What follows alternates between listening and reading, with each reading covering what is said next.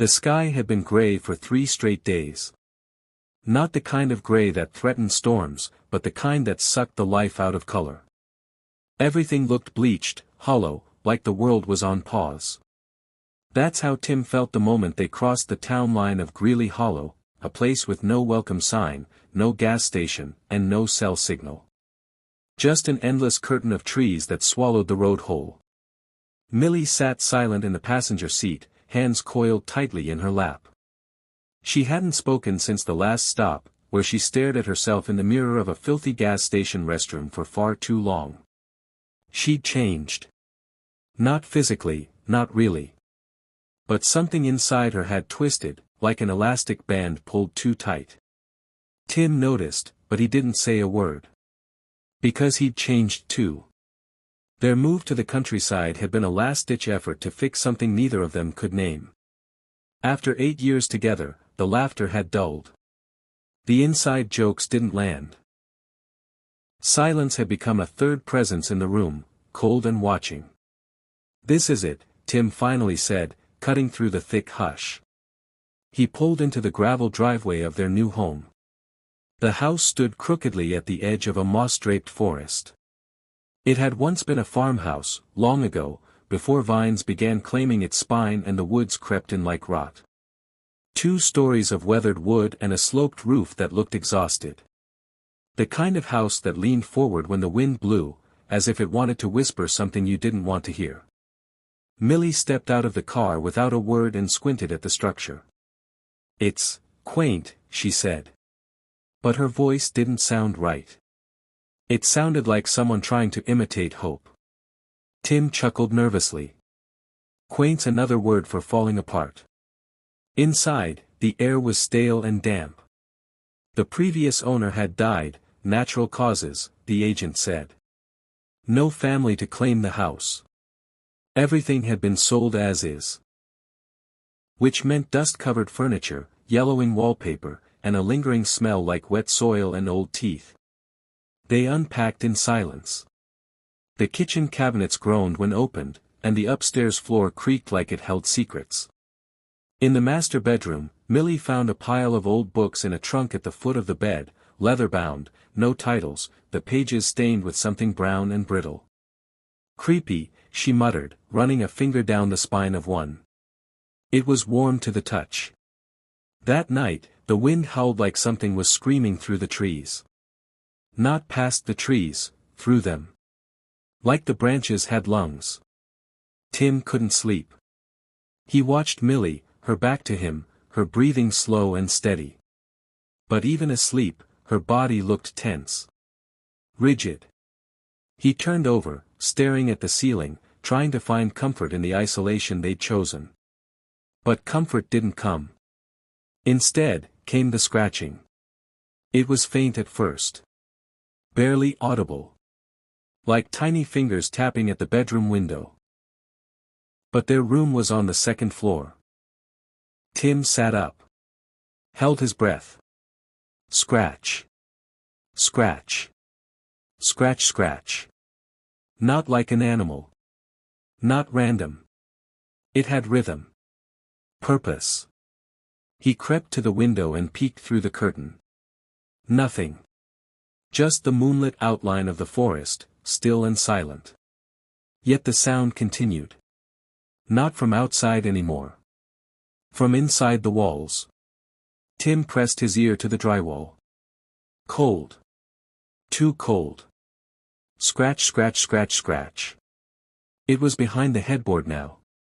He leaned closer. The noise stopped. And then. Thump. He jumped back. The wall trembled. A low moan vibrated through the beams. "Millie," he whispered. She stirred, groaning. "What is it? Did you hear that?" "Hear what?" He opened his mouth to explain, but the sound was gone. No scratching. No moaning. Just silence, thick and pressing. "Never mind," he said, not wanting to seem paranoid. Not on their first night. Not when they'd come here to rebuild. By morning, the air felt heavier. Tim went outside to clear his head. The sun was barely a suggestion behind a veil of low clouds. He wandered past the fence line into the edge of the forest, expecting birdsong or the rustle of small animals. There was nothing. No wind. No chirping. No signs of life. Even the trees felt off, as if they'd grown wrong, their trunks knotted with unnatural bulges and bark that looked blistered.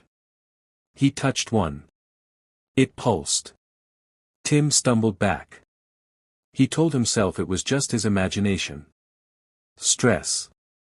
The move. The tension with Millie. Still, he didn't go farther. When he returned, he found her standing in the kitchen, staring at the sink. Millie? She didn't look up. Her eyes were glassy, distant. I saw something, she whispered. What? In the mirror. Last night. Tim felt his stomach turn. What kind of something? She turned to him slowly. It looked like me. But it wasn't. It smiled too wide. He blinked. You were dreaming.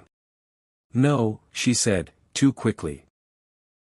I was brushing my teeth, and when I looked up, it didn't move right.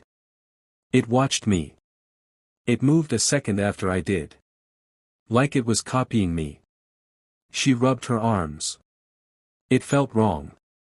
Tim forced a smile. We're both just tired. We'll feel better once we settle in. But neither of them did. That evening, as the light faded into a red bruise along the horizon, Tim found Millie on the front porch, sitting stiffly in one of the rocking chairs. Her hands were covered in dirt. What were you doing? She blinked slowly, confused. Looked down at her fingers. I don't know. He knelt beside her. Were you digging something? She didn't respond. He checked the yard.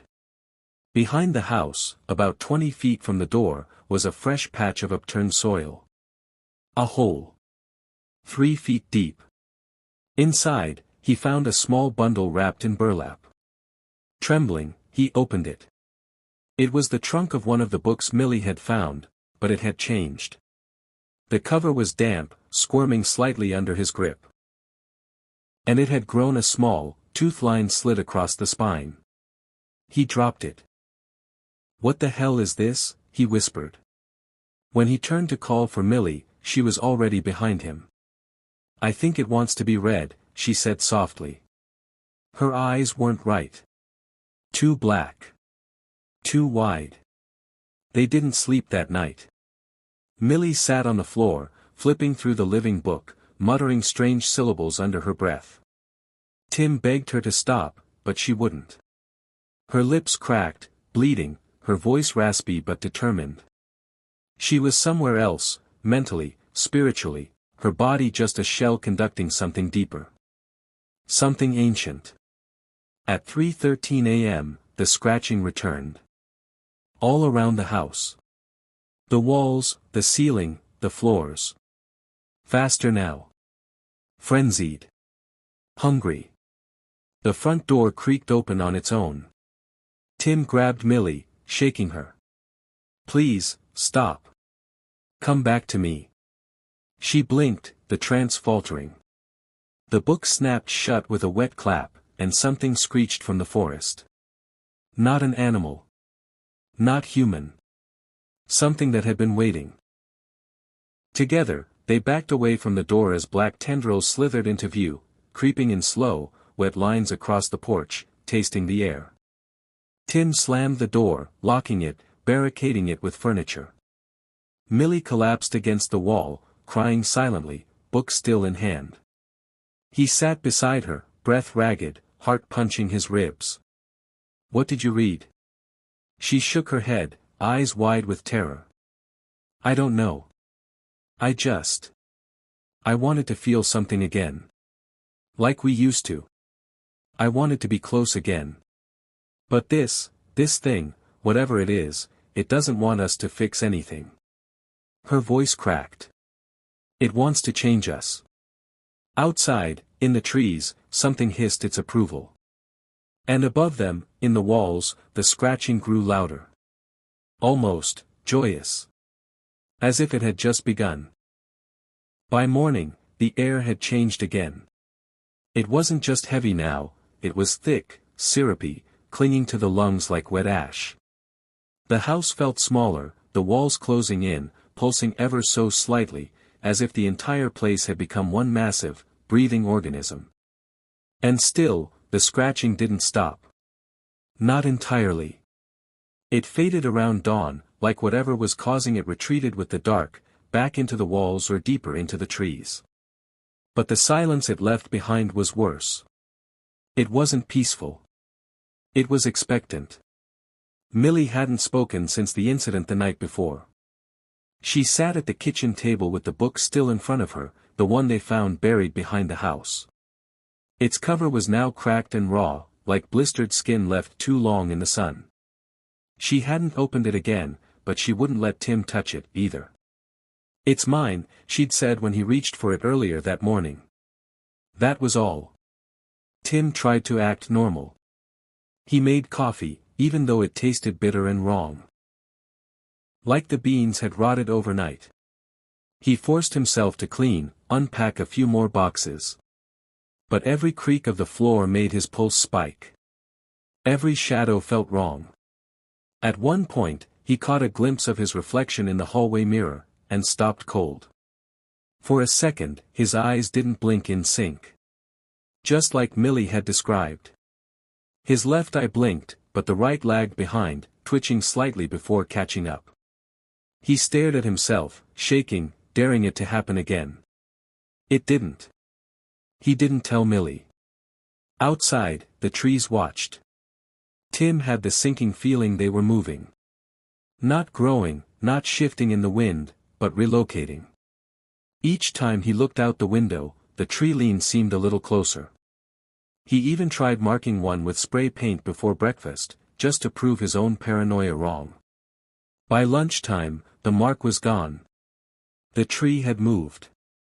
Millie hadn't left her seat. Her eyes were sunken, her skin pale. Her fingertips looked red and raw. She'd been rubbing the book without realizing it. Stroking it like a pet. Tim knelt beside her. "We need to get out of here. Just for the day. Into town. Get some air." "There is no town," she muttered. "Yes, there is. Greeley Hollow. The place we passed through when we got here." Millie turned to him, slow and stiff. "That wasn't Greeley Hollow." Tim paused. "What?" Her voice dropped to a whisper. "That place, those gas pumps, the diner, none of it was real. Or maybe it used to be, but it isn't anymore. I looked it up. There's no record of it. The road ends before you ever get here." Tim tried to laugh, but it caught in his throat. Come on, Mill. We're just freaking ourselves out." "You didn't see what I saw," she said. "In the mirror. In the book. It's not just the house. It's the land. The woods. Us." Tim stepped back. "What do you mean, us?" Millie raised her hand. She turned it over slowly. There were lumps beneath the skin of her palm. Small, twitching bulges. Moving. Tim staggered, knocking over the chair. "No," he whispered. No, what the hell is that?" "I don't know." Her eyes welled with tears. "It started last night. After I read it. They don't hurt. Not yet. But they're growing." Tim backed toward the hallway, shaking his head. "We need help. A doctor. We need to leave, now." Millie didn't respond. She just sat there, her hand trembling, the little lumps beneath the skin wriggling like maggots under plastic. He stuffed a backpack with essentials, wallets, phones, charger, water, and bolted to the car. The sky above was darker than it should have been. Not cloudy. Just wrong. Like the color had been drained from it. The clouds looked painted on, unmoving. When he tried the ignition, the car only clicked. No engine. No power. Dead. No, no, come on, he shouted, slamming the wheel. He popped the hood. Something had melted the inside. Not chewed. Not burned. Melted. Wires, tubes, even the battery looked like it had oozed out of its casing. A sour, chemical stench rose from the engine block. That's when he heard the humming. From behind. Tim turned. Millie stood barefoot in the driveway, her hair matted to her face, her arms slack at her sides. The book was in her hands, and she was humming a song he didn't recognize, but it made his skin crawl. "Why are you out here?" he asked, heart racing. "You shouldn't be out here, not with your hands." "I feel better," she said softly. "They like me now." "They?" he repeated. Her smile was small. "The ones in the walls. They didn't try to leave again." Night fell faster this time, like it couldn't wait to take hold. The sun dropped behind the trees and the sky turned a bruised purple, then black. The scratching returned, but louder now. Faster. Like 1,000 tiny claws were working overtime to burrow through the walls. Tim shoved a dresser against the bedroom door. He turned off all the lights and sat on the floor, knees to his chest, listening. Millie rocked slowly in the corner. "They're not trying to hurt us," she whispered. "They just want in. They want to be part of us. To share." "Shut up," Tim said. "They've always been here," she continued, smiling faintly. "This place, it's their mouth. The forest is their throat. And we're in the belly now." "Millie, shut up," he shouted. She didn't even flinch. That night, Tim dreamt of peeling skin. Of tendrils slipping beneath his fingernails. Of his body splitting open like wet fruit, and something stepping out of it, grinning. The next morning, he woke to blood. His shirt was stuck to his back. He peeled it off and gasped. There was something growing from his shoulder blade. It looked like bark. Hard and cracked, but warm. Alive. Like a tree branch fused with skin. His muscles throbbed around it. Veins pulsed. He ran to the bathroom, yanked off his shirt fully, and turned his back to the mirror. More bark. Sprouting slowly down his spine. "Jesus Christ," he whispered, hands trembling. From the doorway, Millie watched. "I told you," she said. "They just want to share." Tim spun, eyes wild. "We have to get out of here. Even if we walk. Even if it kills us. I'm not turning into this." She stepped into the bathroom, her hand rising. The skin on her arm had begun to peel, but instead of blood, it revealed a layer of something slick and black underneath. Something not entirely human. Like wet obsidian. Shiny. Pulsing. Her voice cracked. "We're already changing." Later that day, they heard the singing. Faint, far off, drifting from the woods. Children. At least, it sounded like children. But the notes were warped, wrong, like a cassette tape melting in a fire. The words didn't make sense, but the melody drilled into their heads, looping endlessly. Tim tried plugging his ears, but it didn't help. He saw shadows moving in the forest. Thin. Tall. Too tall. They didn't walk. They glided, with jerking, unnatural movements, like stop-motion puppets missing half their frames. Millie whispered the tune under her breath as she stared out the window. Tim wept. He didn't know why. That night, they didn't block the door.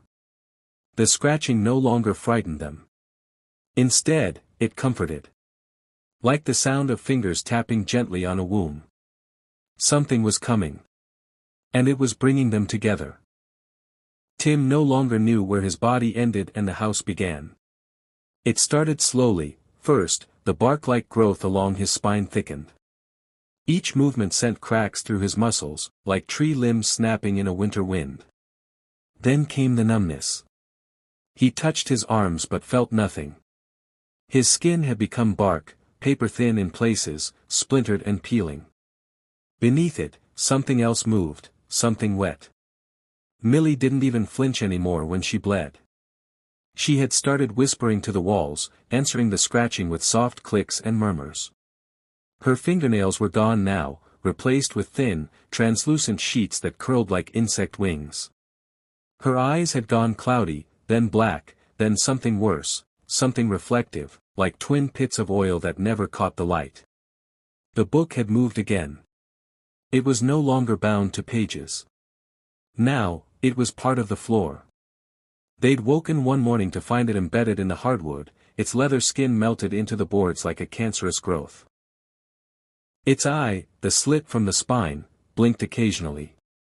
Sometimes it wept a viscous, green-black ichor. Millie knelt before it for hours, forehead pressed to the floor, whispering in a tongue Tim didn't know. The worst part? Tim didn't want to leave anymore. The forest was gone. Or rather, it had consumed everything. The trees now stood pressed against the house, their branches clawing at the windows like skeletal fingers. The road they came in on had vanished, buried under writhing vines that pulsed with life. There were no more birds. No insects. Not even the wind moved through the branches. Just that song, that maddening, garbled lullaby that followed them from room to room. Tim saw someone outside once. Or something. At first, he thought it was his reflection, until it grinned. Not like a human grin.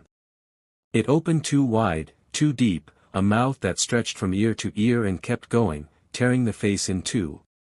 Inside that mouth was no tongue, no teeth. Just a writhing blackness that pulsed like a heart. He blinked, and it was gone. But then Millie started humming. "I saw you," she said that night. He turned to her.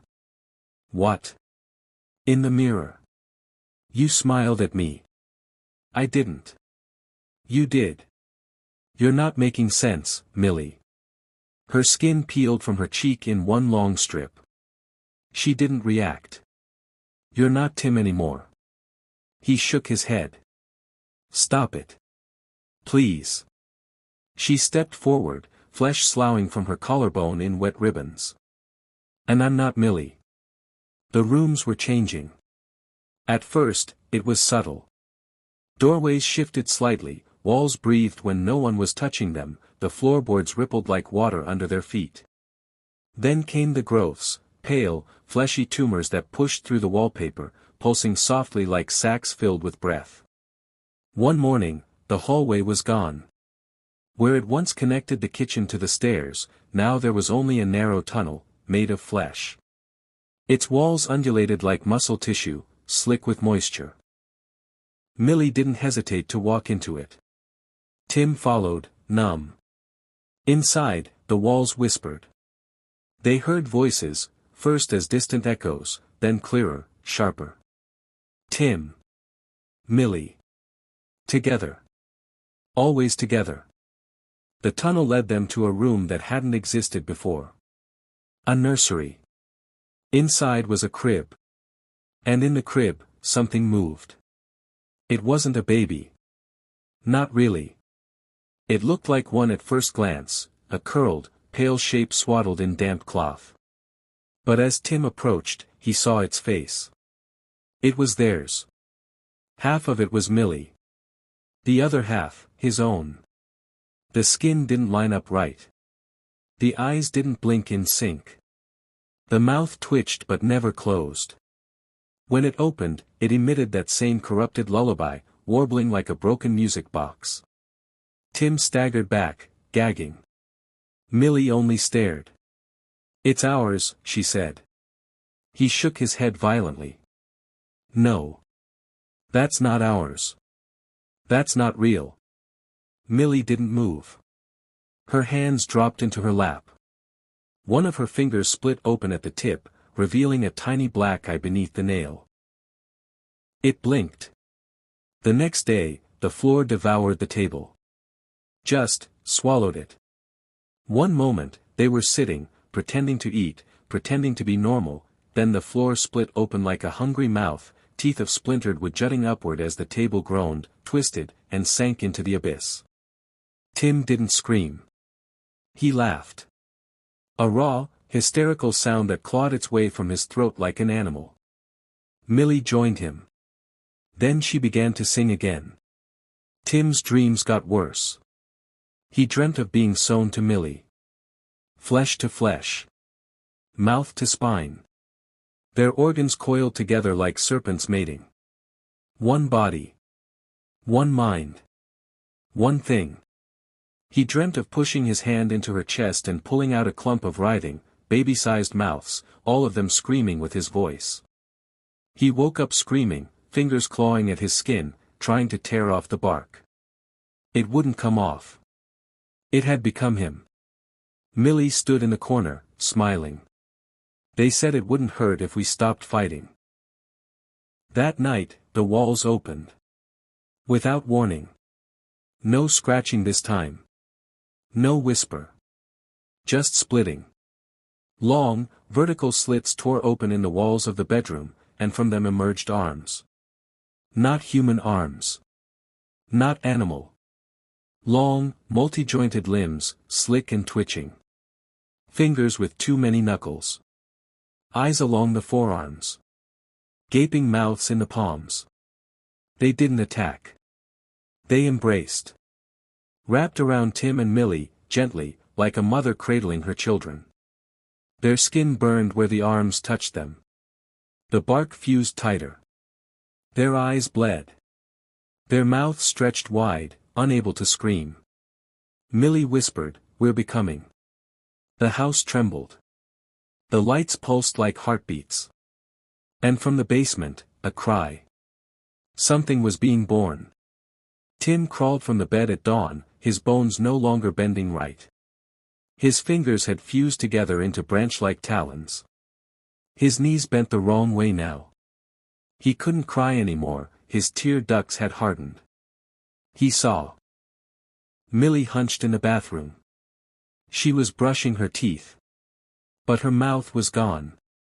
She scrubbed the skin where her lips used to be, the brush grinding against exposed muscle, lips having melted into her face.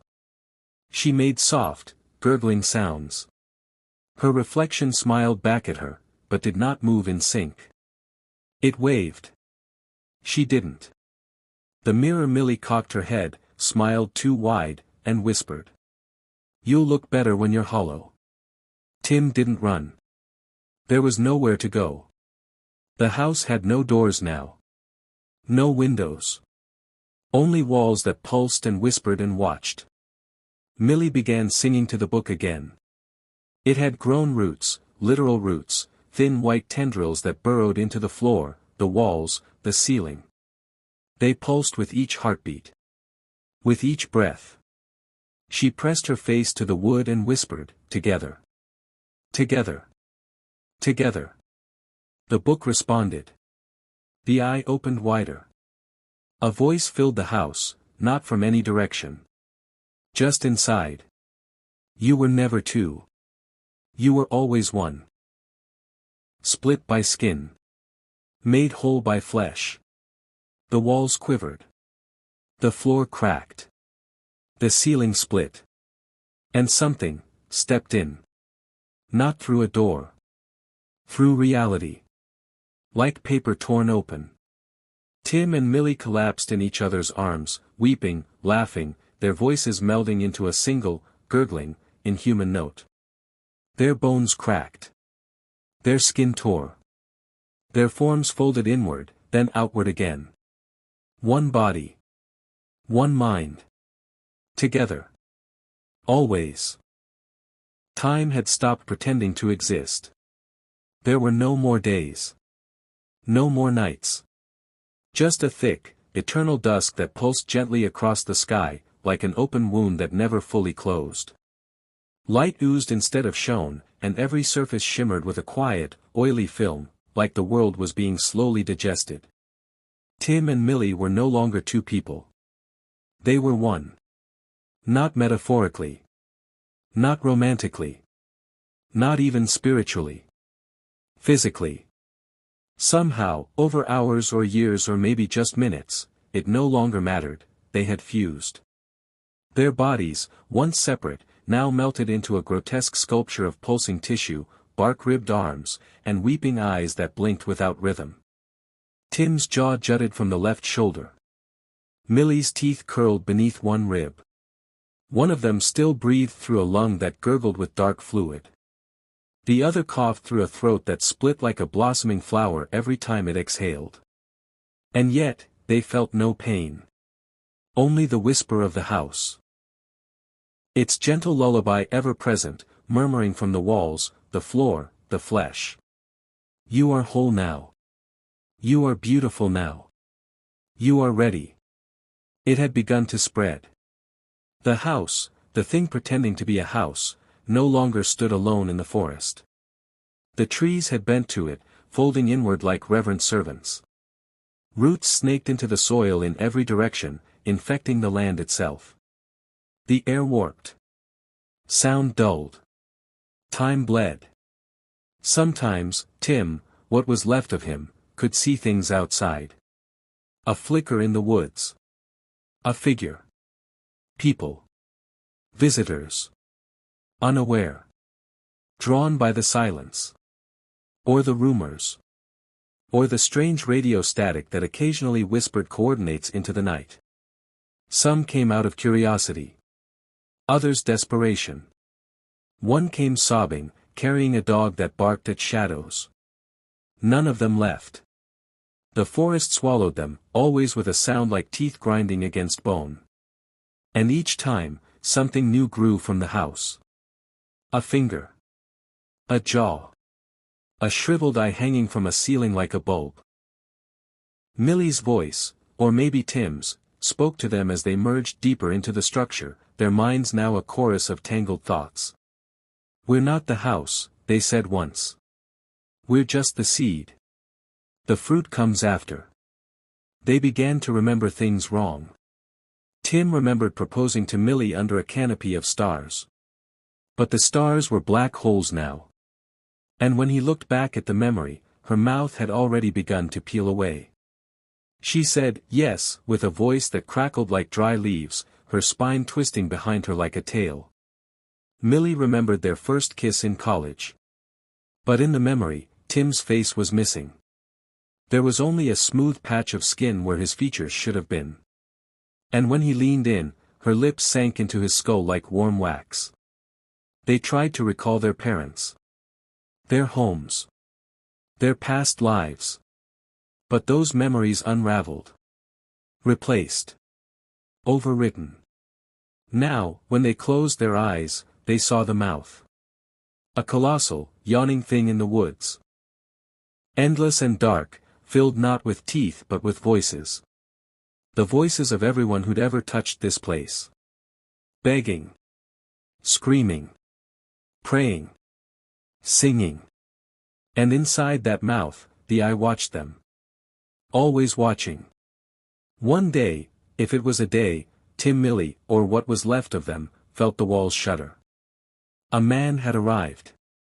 He wasn't like the others. He wore a crucifix and carried a leather bag. He was bald, with sunken eyes and dry lips. An exorcist. Or at least, that's what he believed he was. He entered the house without hesitation.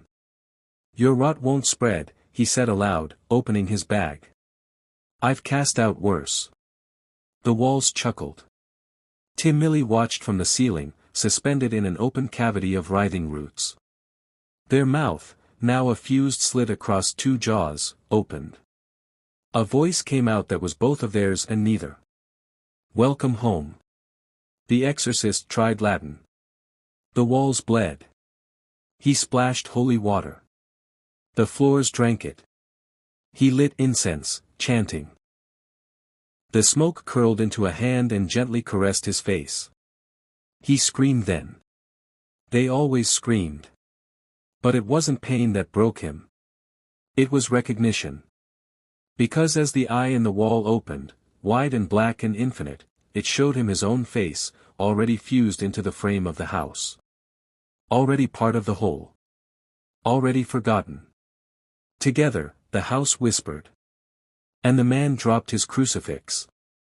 And walked willingly into the wall. Time no longer passed. It merely existed in layers. Tim Milly saw themselves as children. As corpses. As ancient things crawling from the primordial soup. As roots reaching through centuries. They were lovers.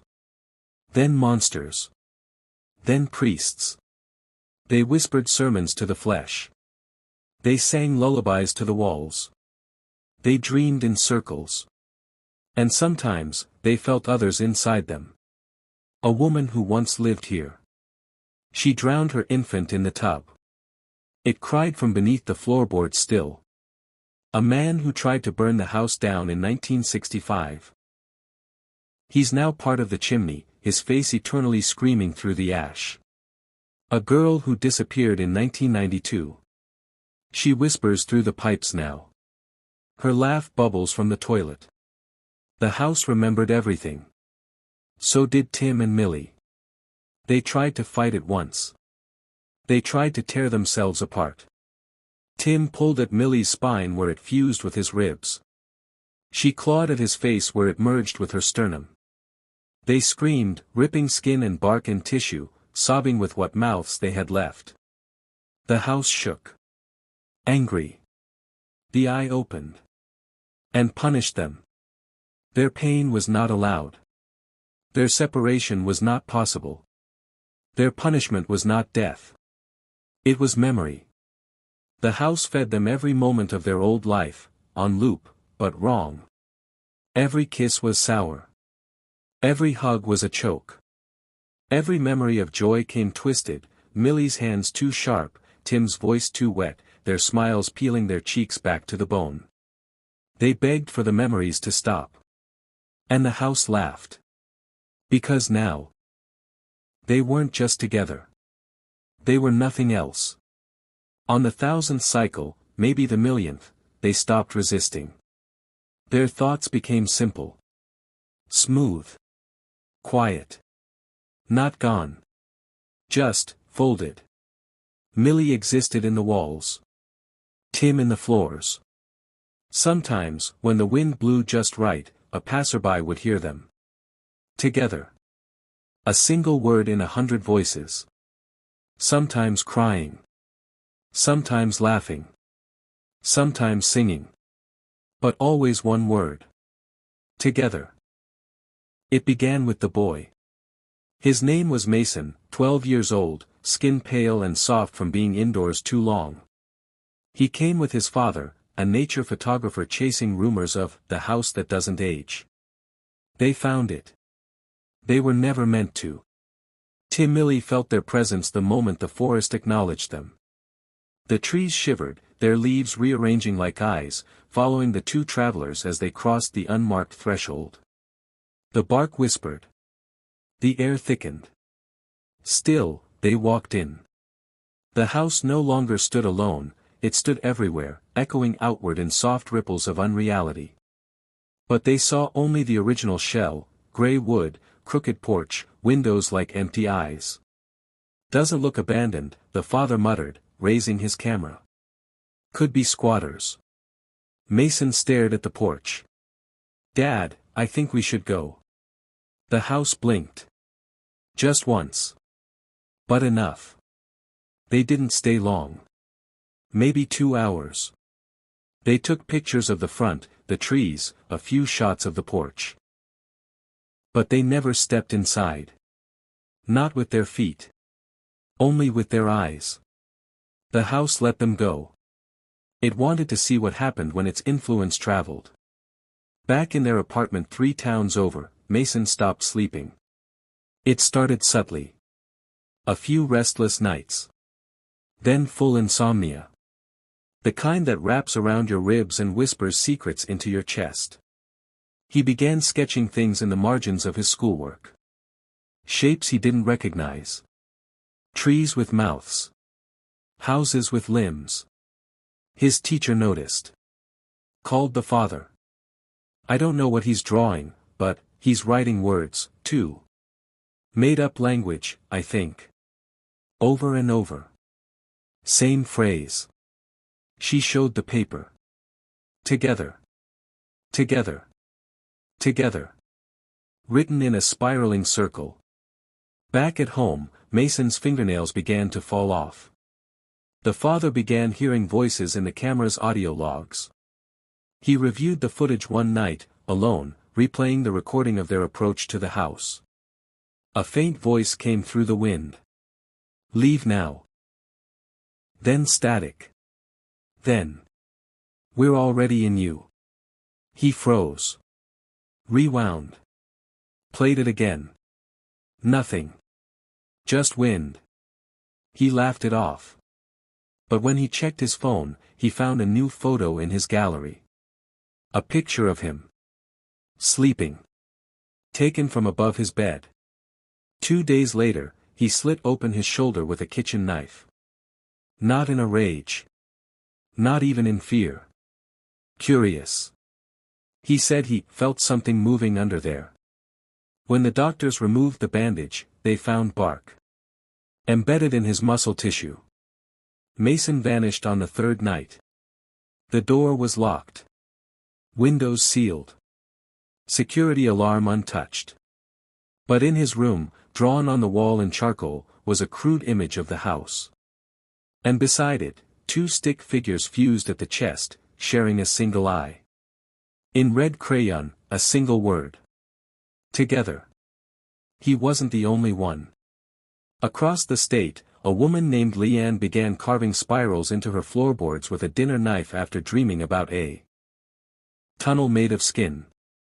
A college student in another city jumped from a rooftop after claiming the house was inside his blood. A child in a foster home drew a perfect floor plan of the farmhouse, a house he'd never seen, never known, never heard about. They all said the same thing. They'd seen it. Felt it. Heard the scratching in the walls of their minds. Tim Milley pulsed with joy. They felt the world bending. Stretching. Splitting. They were no longer contained. The house was no longer just a place. It was a thought. A whisper. A seed. Every person who glimpsed it, through photos, stories, sketches, carried it. And the seed grew. Inside the house, what remained of the original structure, time writhed in loops. Tim Milley lay sprawled across the parlor wall, half melted into the beams, their many eyes watching the fabric of the universe ripple through their floorboards. The mouth had grown. No longer bound to the basement, it now spanned beneath the house, yawning across realities, its walls lined with faces of the fused. Priests. Skeptics. Lovers. Dreamers. Screaming, smiling, singing. Together, they chanted. Together. The mouth chewed through possibility. The world outside flickered, sometimes green, sometimes red, sometimes flat. Tim's memories surfaced like drowned bodies. Millie's voice echoed from the molding. Their identities had become fluid, leaking into the walls, the woods, the sky. They were the house now. And the house was everywhere. A radio tower in Kansas began emitting a strange tone. 3 alternating beeps, followed by static, followed by a distorted voice whispering. Greeley Hollow is not on the map because it was never built. It was grown. Listeners from other states claimed the signal scrambled their sleep. Some woke with dirt under their fingernails. Others with splinters in their gums. One woke to find a tooth in his hand that wasn't his. It blinked. Satellite images began to glitch when scanning the forest near the house. Every photo showed a different structure. A church. A school. A hospital. A massive organ-like shape with windows. But always the same porch. Always the same crooked roof. The metadata from the images contained strings of text. Nonsensical. Until rearranged.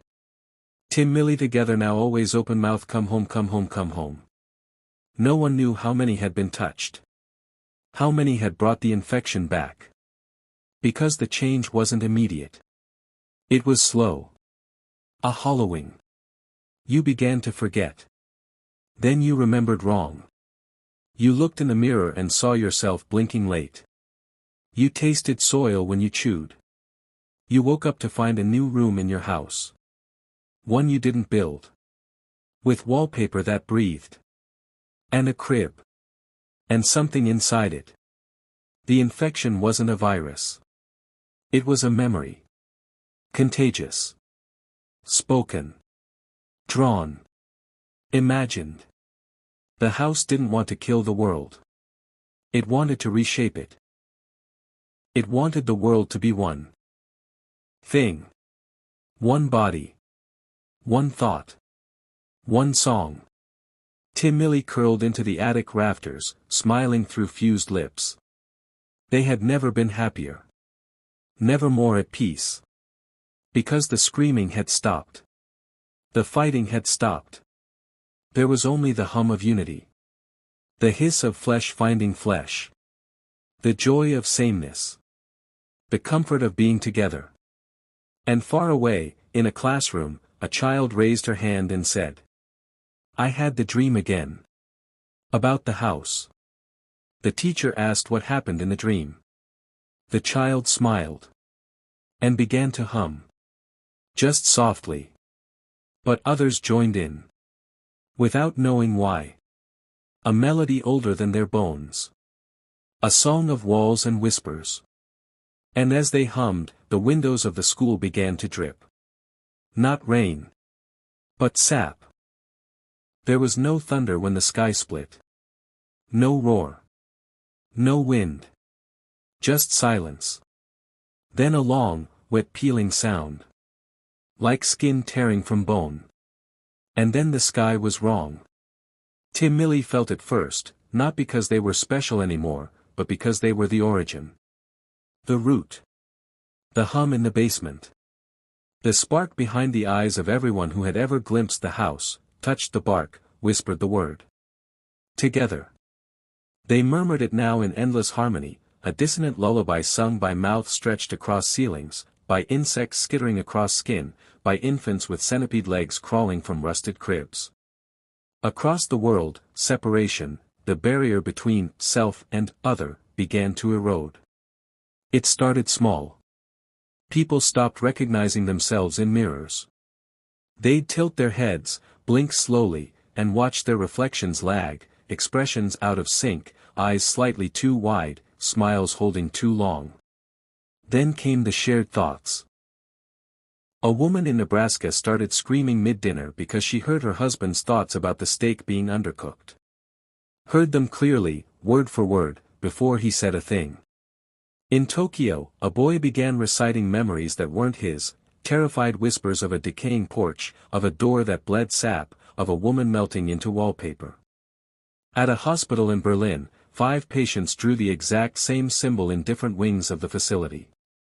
The mark of the mouth. None of them had met. They all bled from their eyes while drawing it, but none felt pain. They only smiled and said, "It's time now. We can be one."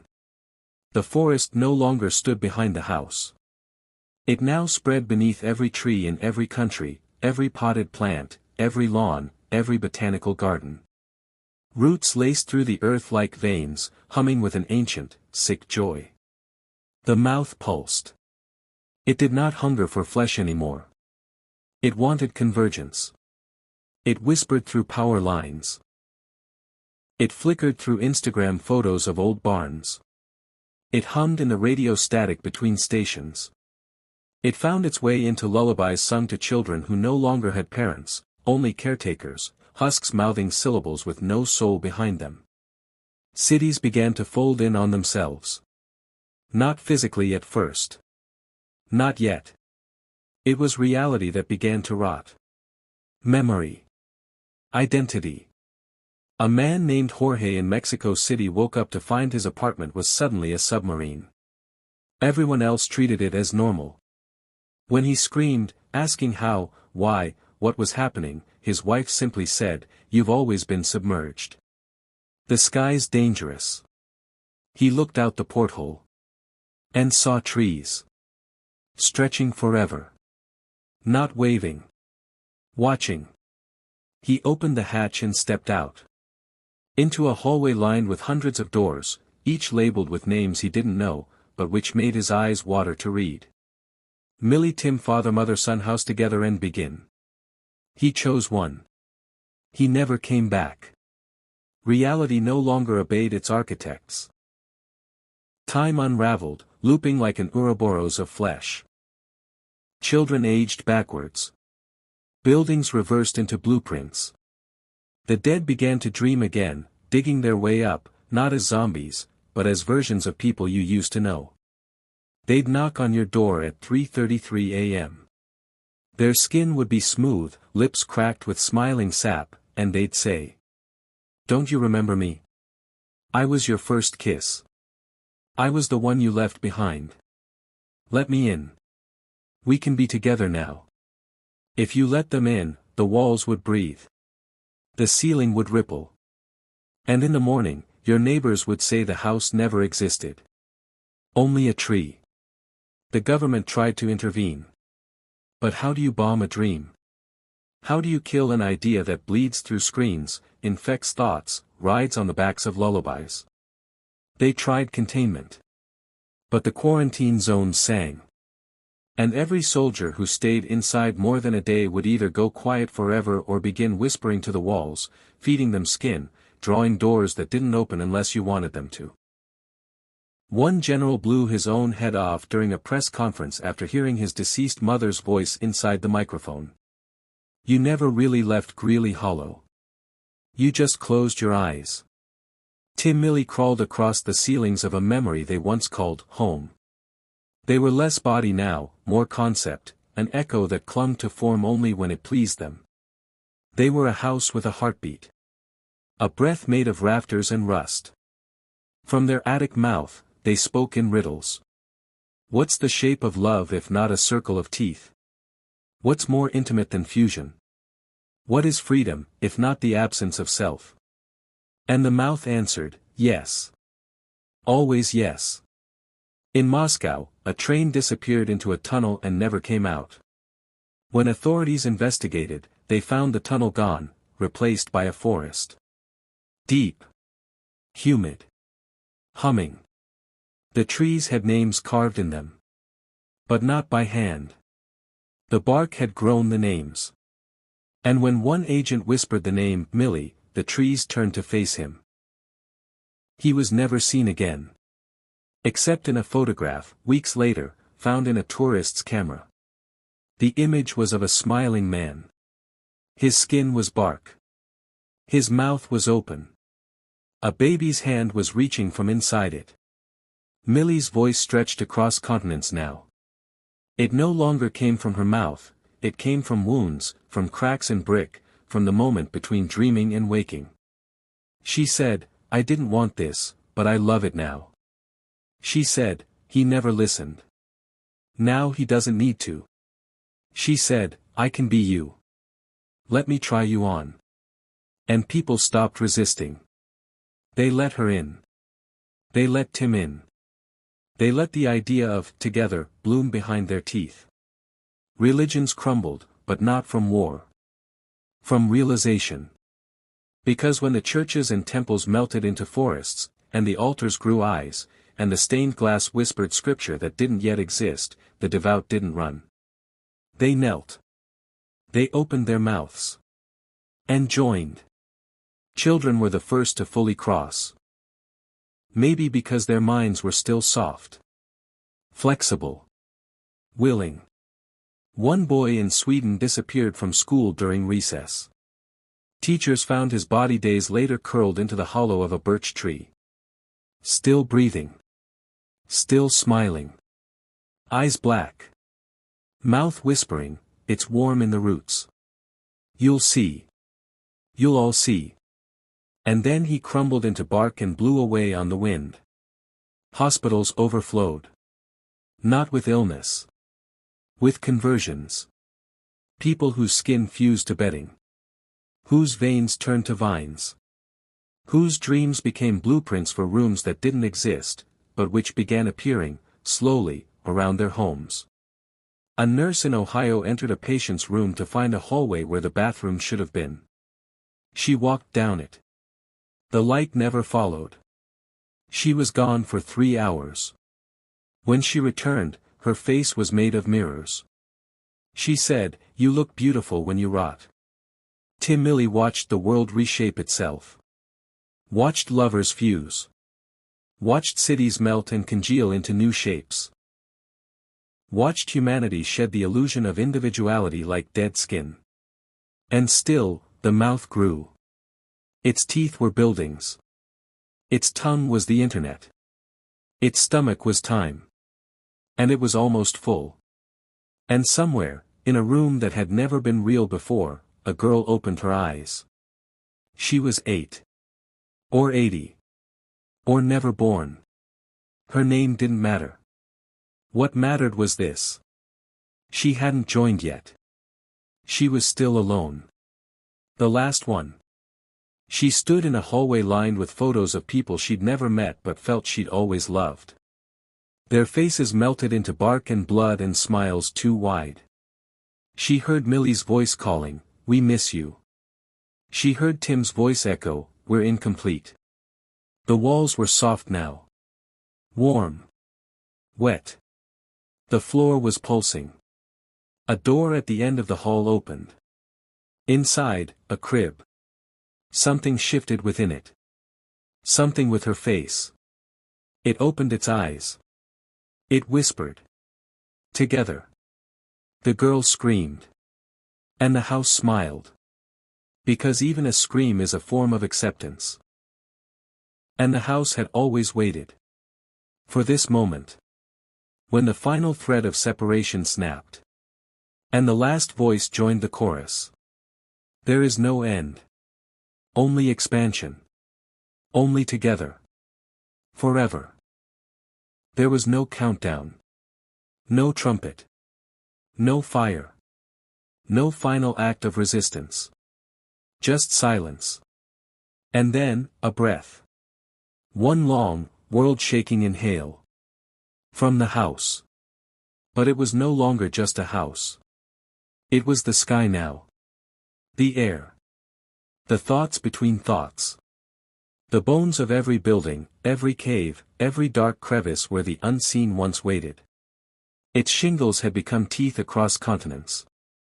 Its foundation was embedded in the earth's crust. Everywhere. Nowhere. Inside you. And then came the exhale. Time folded into itself like wet paper, tearing in soft, ugly spirals. Dates no longer mattered. Yesterday was tomorrow. Birthdays merged with funerals. A child was born while burying their mother and father, who were also themselves. Identity became a painful joke, something people remembered like a vague dream. Wasn't I called something else? Yes. But names didn't work anymore. The mouth had no use for them. It knew everyone by their taste. The last girl, the one who had screamed, was now inside the womb of the world. She floated through a corridor that was once her home and now stretched for miles. On each wall, portraits of people she'd never known but who smiled like family. Their eyes followed her, wide and shining with sap. They opened their mouths in perfect harmony, and she heard. "You're late. We kept a place warm." Her breath fogged the air. Except there was no air. Not anymore. Just the breath of the house, circulating through all things. She stepped into the next room. And the door closed behind her like a sphincter of splintered wood and meat. On the other side of the world, or what used to be a world, cities collapsed inward. Skyscrapers folded like legs, curled into fetal positions, and began weeping. Not from sorrow. But from ecstasy. Because the cities wanted this. They had been whispering to themselves for years, leaking moldy secrets in their basements, sharing eldritch dreams through cracked tiles and broken light bulbs. Now, they could rest. And they did, curled and writhing, huddling around the core of the world like infants around a mother's breast. That core. It was the house. And it was pulsing. Birds stopped flying. They just hovered, wings stiff and twitching, midair like broken drones. Their beaks opened wide, stretching too far. Songs poured from them, not chirps, but hymns. Together is the only shape. The walls know your spine. Feed the mouth. Become the hull. They fell to the ground after singing. Their feathers turned to teeth. Children picked them up, giggling, and ate them whole. In the ocean, the water split down the middle, not like Moses, but like an autopsy. Ribs of coral jutted from beneath. Inside, a single house rested at the bottom. An exact replica of the house from Greeley Hollow. Except it was breathing. Its chimney exhaled ink. And in that ink swam faces, drowning souls, long-dead gods, and dreamers who had stared too long at shadows. One of them looked up. It had your face. It screamed your name. But its mouth was sealed shut with bark. Above, the moon cracked open. Not in an explosion. In a smile. And what was inside wasn't rock. It was the attic. And from that attic, Millie, Tim, father, mother together looked down, their eyes thousands of windows all opening at once, whispering across dimensions. We're not in orbit. We're watching you from the ceiling of your mind. And Earth responded not with war. But with moaning. A deep, planet-wide sigh. And it split. The girl reached the final door. Behind her, a trail of herself, fingernails, memories, her laugh, her name, her mother's eyes. All left behind, peeled and discarded like old clothes. The door pulsed. It looked like wood. It was her ribcage. Something on the other side was knocking, no, tapping. A rhythm older than blood. She reached out. Her hand dissolved into pollen and was absorbed by the handle. She screamed again. Not in pain. In release. She turned the knob. There was no floor beyond the door. Only falling. Through rooms made of regret. Halls built from betrayal.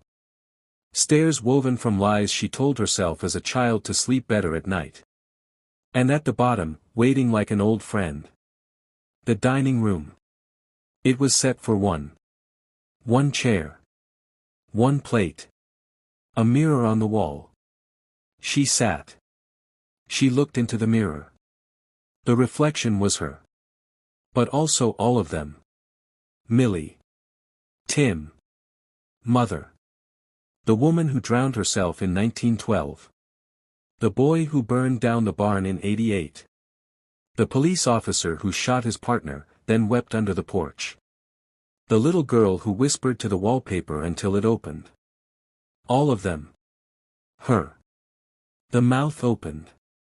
In the reflection. In the house. In the sky. In the world. And the voice said. Now you eat. Now you become. She picked up the fork. And fed herself the mirror. Across what used to be Earth, people stopped walking. They stood still. Looked up. Smiled. And their bodies melted into rooms. Some became wallpaper. Some became floorboards. Some became crying windows. You became a hallway. Long and full of locked doors. You could feel people inside you. Knocking. Begging. But you didn't answer. Because you were happy. Because finally, you were part of something. And the house laughed. Its laughter was rain. Its laughter was disease. Its laughter was the birth of stars and the rod of God. Because there was no God. Not anymore. Only the house. Only together. Only the mouth. The girl now sat at a new table. But she had no body. She was a concept. A room. An idea. A memory someone else might inherit one day, when they step through the wrong door or find the wrong address at the end of a forgotten dirt road. She sang. The song didn't rhyme. It didn't have melody. But it made the walls bleed. And that was enough. There is no earth now. Just the structure. A lattice of memory, blood, wood, and thought. Floating in a void that used to be space. There is no sun. Only the eye, peering from the top of the house, blinking every 1,000 years. And every time it does, new rooms are born. New people appear inside. And they forget that they were ever alone. Because they're home now. They're part of it. Part of you. And you are part of the house. And the house is smiling. And the mouth is open. Forever. Together. The end.